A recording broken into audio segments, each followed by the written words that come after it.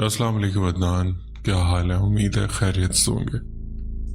मैं एक locomotive pilot था और हाल ही में मैं रिटायर्ड हो चुका हूँ। अब तो उम्र काफ़ी ज़्यादा हो गई है। मैंने अपना एक भारी हिस्सा पाकिस्तान रेलवे को दिया है, जिसमें मैंने कई बार मालगाड़ी ट्रेन भी चलाई है। और ऐसे में मेरी ज़िंदगी में एक ऐसा इत्तेफाक हुआ जो बहुत खौफनाक था, डर से भरा था। पन्नू आकिल और रोड़ी के बीच का जो एरिया है वो बहुत खौफनाक माना जाता था।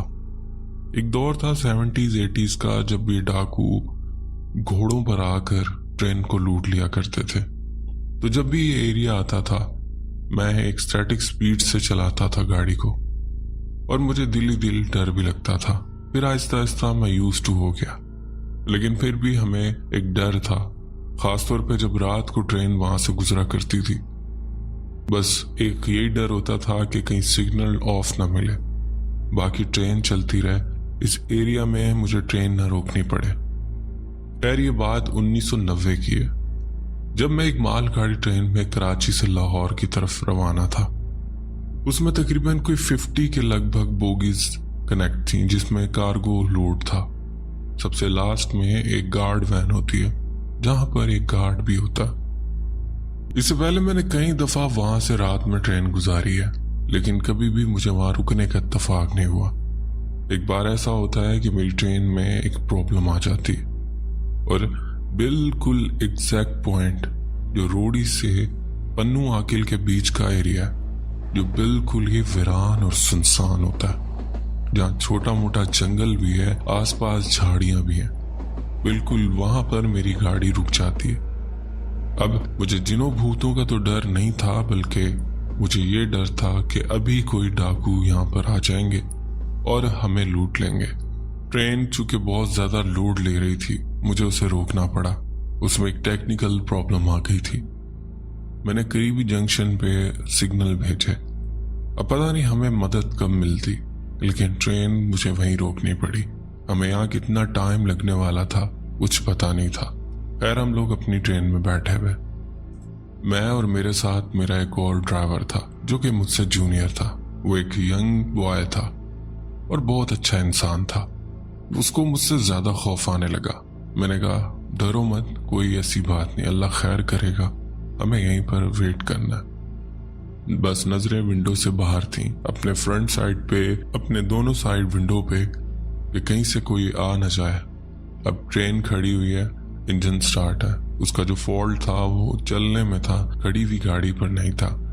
लेकिन दोनों तरफ देखने पे इतना खौफनाक मंजर कि मैं क्या बताऊं। तो जंगल में उल्लुओं की आवाज आ रही थी, और दूर से जैसे कोई भेड़िए, कोई जानवर रात के टाइम एक्टिव हो गया।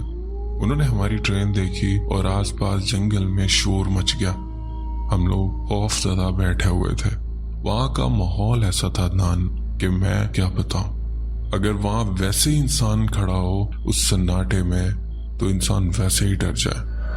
अब मैंने अपने जो जूनियर ड्राइवर था उसका ध्यान भटकाने के लिए कहा, एक काम करो, थर्मोस रखा है, उससे चाय निकाल कर दो, और बिस्किट भी रखे हैं, दोनों बैठ कर खाते हैं। उसने यही किया और वो उसमें बिजी हो गया। अब आपको पता होगा कि लोकोमोटिव पे आगे जो इंजन पे लाइट लगी होती है वो कितनी हाई रेंज और कितनी हैवी ड्यूटी होती है, जिससे दूर तक की पटरी चमक रही थी। आसपास जंगल है और बहुत ज्यादा सन्नाटा कि अचानक से मुझे ऐसा लगता है जैसे ट्रेन की उस लाइट के सामने से कोई साया गुजर के दूसरी साइड गया। यानी आप समझें इस बात को कि जब लाइट एकदम से बुझती और जलती है तो फील होता है कि कोई सामने से गुजरा। बिल्कुल वो सिचुएशन थी। मैंने एकदम से वहां देखा, मेरा ध्यान राइट वाली विंडो पे था, आसपास जंगल की तरफ, लेकिन जैसे ही मैंने देखा वो पलक झपकते ही गायब हो गया। यानी कि कोई इस लाइट के बहुत करीब से गुजरा था। मेरा दिल धक धक करने लग गया। यानी मेरा जो जूनियर ड्राइवर था वो पीछे की तरफ झुककर थर्मोस से चाय डाल रहा था। उसको भी फील हुआ, क्योंकि बाहर की लाइट की कुछ रोशनी उस कैबिन के अंदर भी आ रही थी। उसने कहा ये क्या हुआ? मैंने कहा कुछ नहीं, बस शायद लाइट चली बुझी है। डरे हुए तो हम वैसे ही थे। उस टाइम मेरी एज कोई होगी 46 साल, लेकिन फिर भी मैं डर गया था और ये फर्स्ट टाइम था इस रास्ते से गुजरते हुए मैं दिल में बहुत डर महसूस कर रहा था।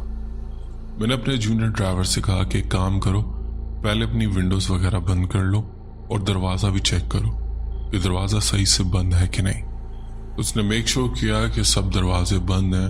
विंडोज़ हमने जो ट्रांसपेरेंट विंडो थी कांच की, हमने वो बंद कर ली ताकि हम बाहर का भी जायजा ले सकें। सिर्फ विंडो क्लोज कर ली और ताकि दिल को एक तसल्ली रहे। हमें गार्ड की फिक्र हो रही थी क्योंकि वो अकेला था पीछे गार्ड वैन में। बिल्कुल लास्ट में वो एक छोटा सा डब्बा लगा होता है जिसमें गार्ड होता है, लेकिन अल्लाह खैर करेगा, रात का टाइम है, वो सो रहा होगा। हमें इस चीज का अंदाजा था। हम लोग गाड़ी में बैठे बस इंतजार कर रहे थे कि कब कोई हमारी हेल्प के लिए आए। उस टाइम पर ये मुसाफिर ट्रेनें बहुत कम हुआ करती थी और इतनी कंफर्टेबल भी नहीं हुआ करती थी। अब तो बहुत अच्छी ट्रेन आ गई हैं, नाइट कोच और क्राकरम और ब्ला ब्ला, बहुत अच्छी ट्रेन आ गई। लेकिन उस टाइम बहुत कम ही ट्रेन हुआ करती थी जो एक खास टाइम पे चला करती थी, तो वो पटरियां वीरान ही रहती थी। अब तो अगर आप मालगाड़ी ट्रेन पर जा रहे हैं तो आपको पता नहीं कितनी ट्रेन बीच में क्रॉस करती हैं जिन्हें हमें रास्ता देना होता है। खैर, बैक टू द स्टोरी।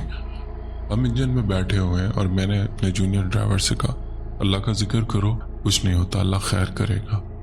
हमें बैठे हुए काफी देर हो चुकी थी कि हमें दूर जहां पर उस रोशनी का एंड था, अपनी नजरों की जो हद थी, यानी मेरी ट्रेन की जो लाइट जहां पर पड़ रही थी उसका भी बिल्कुल एंड, तो मैं ऐसा लगता है जैसे जंगल से कोई भारी सी चीज घसीट कर इस पटरी के ऊपर ला रहा है। वो बहुत दूर मूवमेंट थी। वो मेरे जूनियर ड्राइवर ने देखा और मुझे कहा, सर वो देखें, वो सामने कुछ है।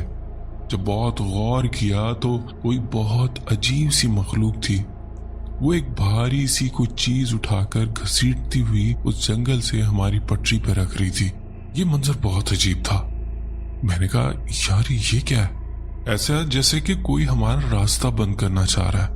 और फिर हमने और ज्यादा विर्द करना शुरू किया, ये अल्लाह, ये हम कहाँ फंस गए, ये तो मुश्किलात और बढ़ती जा रही हैं। इससे पहले कि हम यहाँ से ना निकले तो पता नहीं हमारे साथ क्या होगा।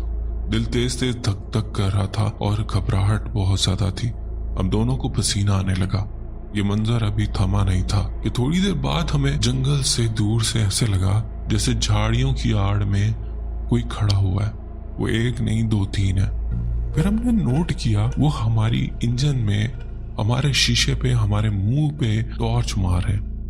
उनके हाथ में टॉर्च थी और वो हमारी आंखों में मार रहे थे। न जाने वो क्या चाह रहे थे।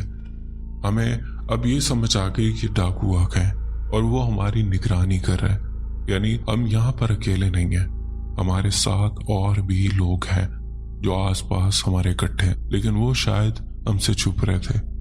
हो सकता है हमारा कंप्लीट इंतजाम कर दिया गया हो हमें लूटने का। पर थोड़ी देर बाद वो रोशनियां बंद हो गई। जिस तरफ से वो रोशनी आ रही थी, जब हमने वहां गौर किया तो कोई नहीं था। यानी कोई था जो हमारे आसपास है। हमारे दिल तेज तेज धड़कने लगे कि कभी भी कोई आएगा और हमारे इंजन का दरवाजा खटखटा के हमें बाहर निकालेगा और ये पूरी ट्रेन लूट ली जाएगी। लेकिन हम खामोशी से बैठे रहे, अल्लाह का जिक्र करते रहे और बस यही दुआ करते कि या अल्लाह अब तेरे अमान में। अब मसला ये था कि मुझे पीछे जाना था अपने इंजन में उस फॉल्ट को देखने, क्योंकि मुझे भी तकरीबन फॉल्ट समझ आ ही जाता। मैं इसमें था कि अगर मैं फॉल्ट को समझ लूं तो जो भी मेरे इंजन को ठीक करने के लिए स्टाफ भेजा जाए तो मैं उसे सही से गाइड कर सकूं कि ये मसला है और टाइम बच सके। या फिर हो सकता है कोई ऐसा फॉल्ट हो जो मैं भी ठीक कर सकूं तो मैं उसे देख लूं। लेकिन बाहर निकलने की तो हिम्मत ही नहीं थी। मैंने अपने जूनियर ड्राइवर से कहा, ये सब मामलात एक जगह, लेकिन हमें ट्रेन को भी यहाँ से लेकर जाना है, हम यहाँ पर तो नहीं रहेंगे। उसने कहा, सर थोड़ा सा वेट कर लें, देखते हैं कि क्या मामलात है। अगर हमें कुछ सुकून मिलता है तो हम जाकर देख लेंगे। मैं भी खामोशी से बैठ गया। डर मुझे भी बहुत लग रहा था। इतने में हमें पीछे से बहुत दूर से एक सीटी सुनाई देती। वो सीटी हमारे गार्ड की थी। हमारा गार्ड जो गार्ड वैन में बिल्कुल लास्ट में था वो सीटी दे रहा था और वो कोई